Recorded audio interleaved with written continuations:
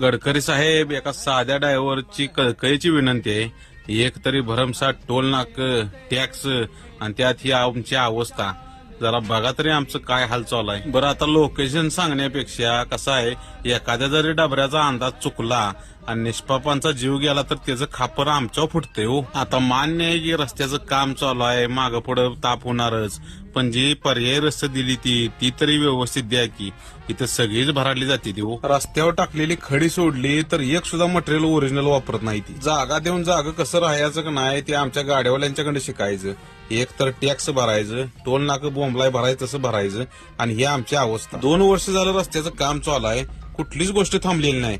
Toll नाकं थांबलेलं नाही ती, tax थांबलेला नाही का, हप्ते थांबलेला नाही ती. बरं, आम्ही सर्वसाधारण माणसं हो, आणून पैसा आणायचा कुठनं? गडकरी साहेब, तुमच्याकडे एक कळकळीची विनंती आहे. अक्षरशः आम्ही वैतागलोय असल्या ठिकाणी गाड्या चालवायला. जरा अधिकारी